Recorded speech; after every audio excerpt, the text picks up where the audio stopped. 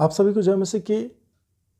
परमेश्वर को हम धन्यवाद देते हैं उसके महान अनुग्रह के लिए कि फिर से एक बार हम लोगों को ये समय मिला है कि हम लोग परमेश्वर के वचन से देख सकते हैं।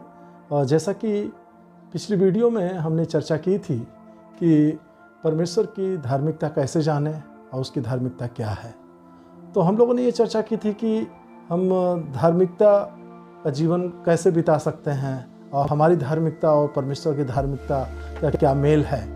तो बहुत सारी ऐसी बातें हम लोगों ने पिछले वीडियो में की थी, लेकिन एक बात हम आपको बताना चाहते हैं कि जो परमेश्वर की धार्मिकता होती है और जो उसका न्याय होता है, दरअसल वो परमेश्वर के अंदर से ही निकलता है।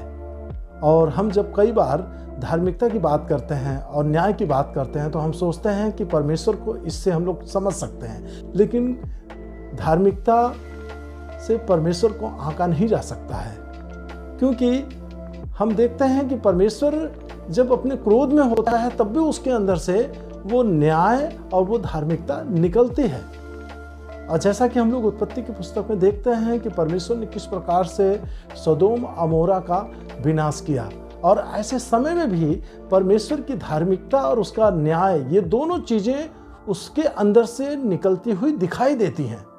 और ये बात आप लोगों को भली भांति मालूम है कि किस प्रकार से परमेश्वर ने सदोम अमोरा का विनाश किया। लेकिन उससे संबंधित कुछ ऐसी बातें हैं जो हम लोगों को इस समय विचार करनी चाहिए। जैसे कि जब परमेश्वर के जो दूत हैं वो इब्राहिम के पास आते हैं, तो परमेश्वर इस बात को भली भांति जानता है, क्योंकि जो वो मनुष्य के लिए जो भलाई इस दुनिया में वो करता है, और उससे पहले वो अपने भविष्यवक्ताओं के द्वारा बहुत सारी बातें बता देता है। और यहाँ पर हम देखते हैं कि सदोम अमोरा को जो विनाश है वो अचानक नहीं परमेश्वर आके कर देता है, बल्कि परमेश्वर इस बात को भी अपने अंदर में रखता है कि ये बात हमें इब्राहिम को भी बतानी चाहिए, क्योंकि इब्राहिम जो एक ऐसा प्राणी है जिसको हमने चुना है इस पृथ्वी पर। क्योंकि इब्राहिम के द्वारा जो उससे संतान उत्पन्न होंगी और जो उससे आने वाली जो वंशावलियां होंगी वो इब्राहिम के द्वारा आशीष पाएंगे और पूरी समस्त मानव जाति आशीष पाएगी। इसलिए जो है ये बात इब्राहिम को पता चल जाती है कि परमेश्वर जो है वो किस तरीके से सदोम अमोरा का विनाश करने जा रहा है। तभी इब्राहिम जो है वो प्रार्थना करने लगता है। और कई बार हम मसीह लोग सोचते हैं कि हमारी प्रार्थना से जो है परमेश्वर का मन बदल जाएगा, लेकिन प्रिय भाई बहनों ऐसा नहीं है, क्योंकि परमेश्वर जानता है हमारे मन के अंदर में क्या चल रहा है। इसलिए हम इस बात को नहीं कह सकते हैं, क्योंकि अगर ऐसा ही होता तो जो यहूदी जो फरीसी लोग थे ये तो हम लोगों से भी कहीं ज़्यादा बढ़कर के तमाम व्यवस्थाओं का, धार्मिकता का और तमाम ऐसी कई चीज़ों का ये लोग पालन करते थे, और ये हम लोगों से भी बढ़कर के भी ये ऐसा सोच सकते हैं, लेकिन ऐसा नहीं है। क्योंकि यहाँ पर हम देखते हैं कि इब्राहिम जो है वो परमेश्वर से प्रश्न करता है और प्रार्थना में विनती करता है और कहता है कि मैं राख हूं, राख के सदृश हूं, मैं मिट्टी के समान हूं। इसलिए अगर वहां पे 50 भी हुए तो क्या तो उन धर्मियों को उन दुष्टों के साथ नाश कर देगा? परमेश्वर कहता है कि नहीं, अगर 50 भी हुए तो भी मैं उस नगर को नाश नहीं करूंगा। इब्राहिम कहता है कि अगर 5 कम हुए तो परमेश्वर कहता है अगर 45 भी हुए तो भी मैं नाश नहीं करूंगा और छोड़ दूंगा।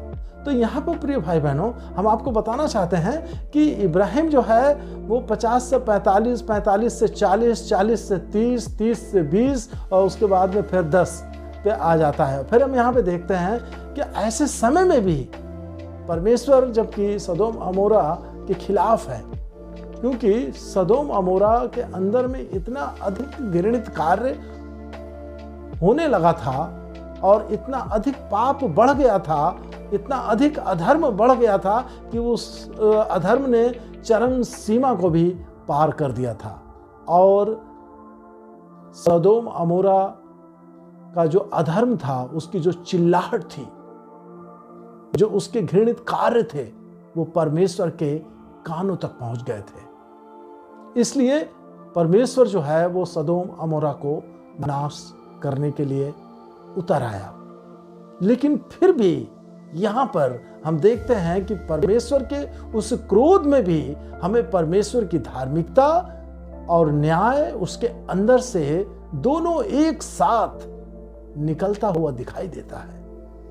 तभी तो यहाँ पर इब्राहिम की प्रार्थनाओं को परमेश्वर जानता है कि इब्राहिम क्या मांगना चाहता है, इब्राहिम क्या चाह रहा है, क्योंकि इब्राहिम नहीं चाह रहा था कि वहां पर भी जो धर्मी लोग हैं वो नाश हो जाएं। इसलिए प्रिय भाई बहनों, परमेश्वर भी कभी नहीं चाहता है दुष्टों के संग धर्मियों का नाश हो जाए या उनका जीवन समाप्त हो जाए। परमेश्वर ऐसा कभी नहीं चाहता है।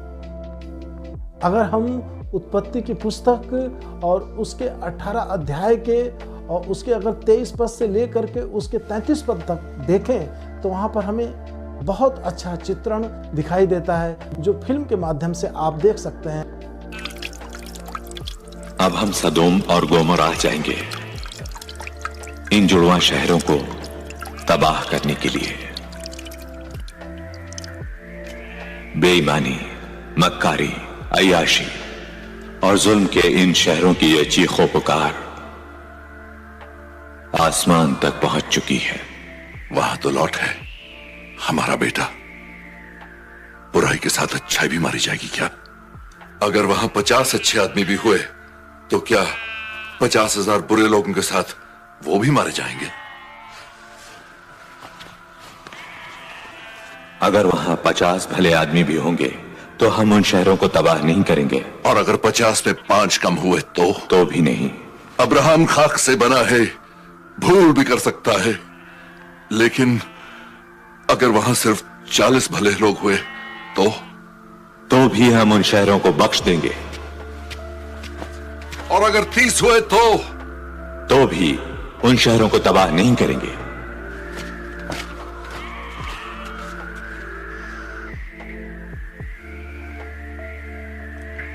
और अगर 20 हुए तो भी शहर बख्श दिए जाएंगे।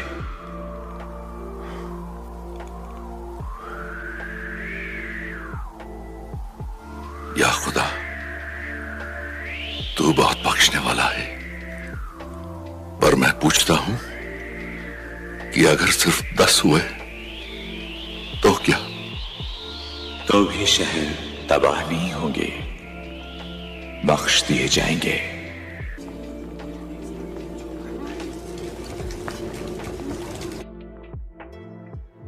यहोवा ने कहा, सदोम और अमोरा की चिल्लाहट बढ़ गई है और उनका पाप बहुत भारी हो गया है, इसलिए मैं उतर कर देखूंगा कि उसकी जैसी चिल्लाहट मेरे कान तक पहुंची है।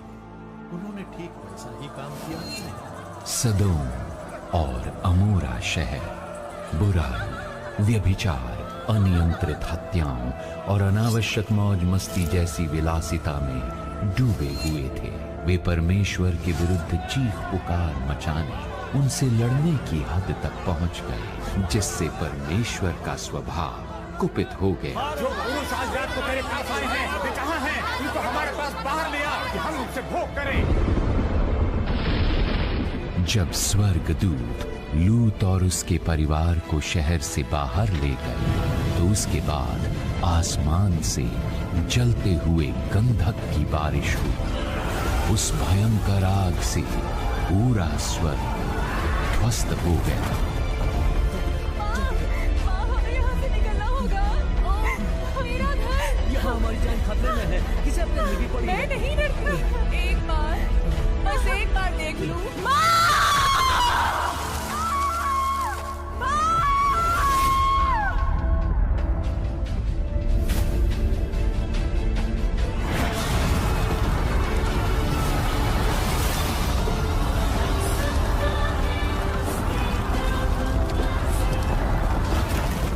सोदोम और अमोरा और उनके सारे निवासी जलकर खाक हो गए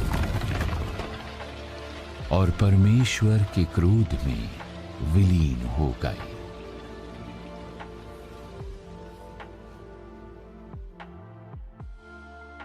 इसके अलावा यहाँ पर एक खास बात और हम लोग देखते हैं कि यहाँ पे परमेश्वर की योजना जो मनुष्य जाति के लिए शुरू से रही है, सृष्टि के आरंभ से, वो बड़ी अच्छी और भली रही है। और परमेश्वर कोई भी ऐसा काम अचानक नहीं करता कि जो इंसान इस बात को बोले कि ये कैसे हो गया, वो कैसे हो गया। क्योंकि परमेश्वर ने जो कुछ भी किया है मनुष्य की भलाई के लिए, वो बहुत ही सोच समझ करके, बड़ी योजना के अंतर्गत, और इससे पूर्व उसने अपने भविष्यवक्ताओं के द्वारा, अपने स्वर्गदूतों के द्वारा मनुष्यों तक ये बात पहुंचा दी है कि मैं ये करने वाला हूँ, मैं ये करने वाला हूँ। और यहाँ पर हम देखते हैं कि सदोम अमोरा का नाश करने से पहले परमेश्वर इस बात को भली भांति जानता है कि जो इब्राहिम है वो एक ऐसा पुरुष है जिसके द्वारा समस्त मानव जाति आशीष पाएगी। अगर हम उत्पत्ति की पुस्तक उसका 18 अध्याय और उसके 18 और उसके 19 पद को देखें तो यहाँ पे इस प्रकार से लिखा हुआ है कि इब्राहिम से तो निश्चय एक बड़ी और सामर्थी जाति उपजेगी और पृथ्वी की सारी जातियां उसके द्वारा आशीष पाएंगी, क्योंकि मैं जानता हूं कि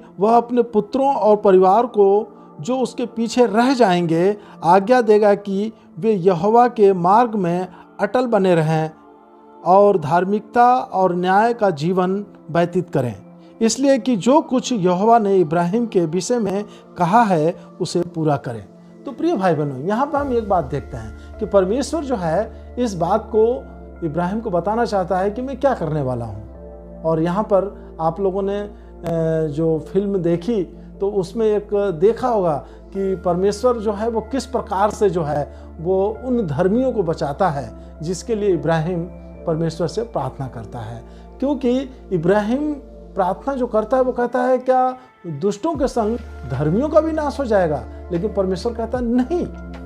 तो यहाँ पर हम उत्पत्ति 19 अध्याय उसके 19 पद से उसके 22 पद तक इस प्रकार से लिखा है, देख तेरे दास पर तेरी अनुग्रह की दृष्टि हुई है और तूने इसमें बड़ी कृपा दिखाई कि मेरे प्राण को बचाया है, पर मैं पहाड़ पर भाग नहीं सकता, कहीं ऐसा ना हो कि कोई विपत्ति मुझ पर आ पड़े और मैं मर जाऊं।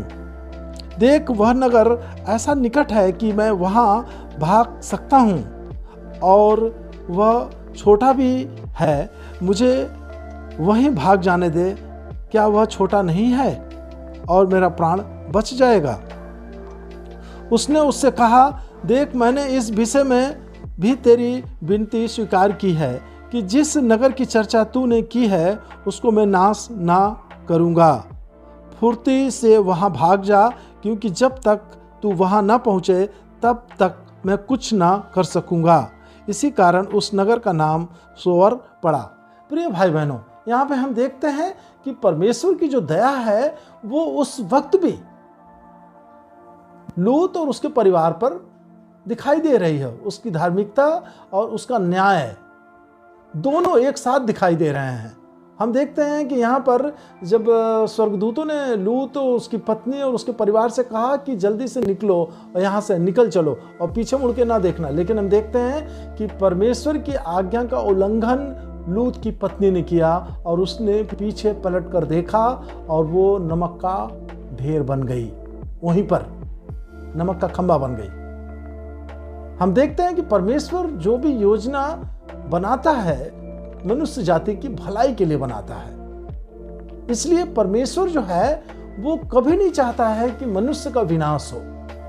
और यहां पर हम देखते हैं कि परमेश्वर का वचन हमें ये बताता है कि धन्य वे जो धार्मिकता के कारण सताए जाते हैं, क्योंकि वे स्वर्गलोक के क्या होंगे? अधिकारी होंगे।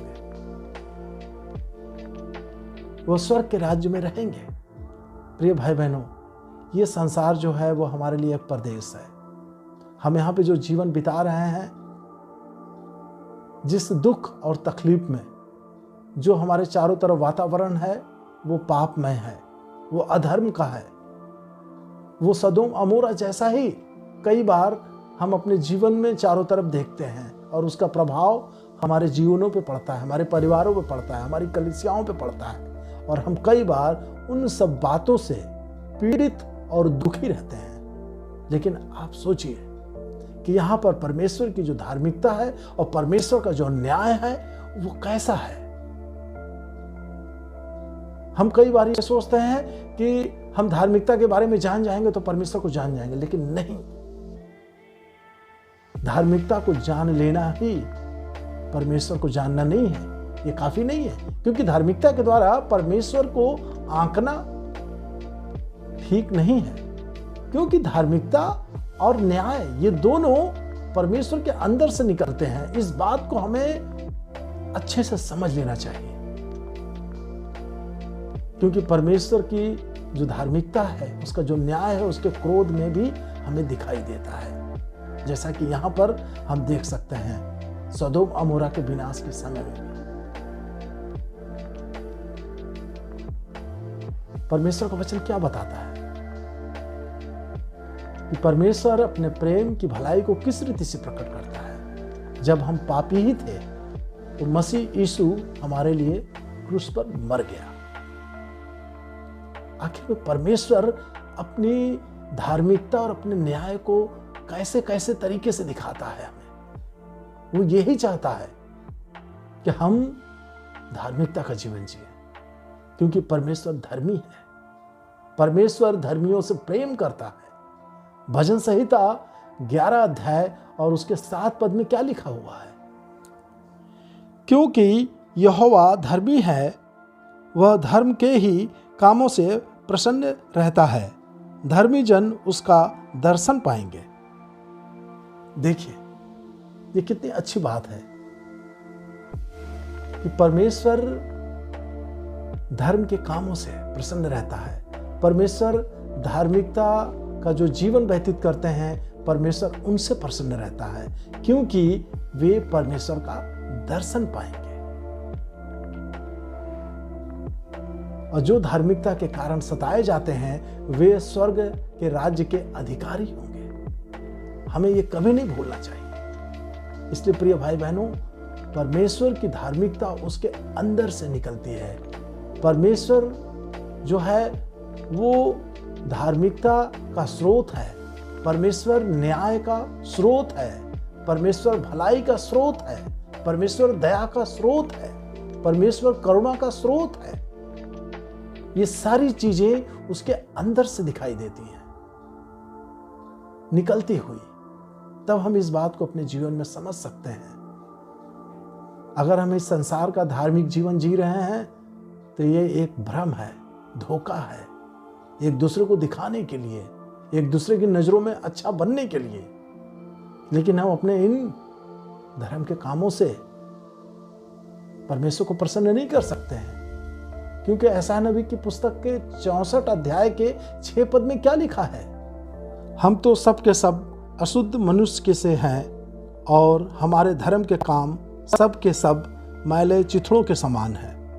हम सब के सब पत्ते की नाई मुरझा जाते हैं और हमारे अधर्म के कामों ने हमें वायु की नाई उड़ा दिया है। देखिए, हमारे धर्म के काम फटे मैले चिथड़ों के समान हैं। हम अपने धर्म के कामों से जो इस संसार में हम भरसक कोशिश करते रहते हैं, और जहां अवसर मिला हम इसको सोचते हैं कि कर डालें और परमेश्वर की दृष्टि में धर्मी ठहरें।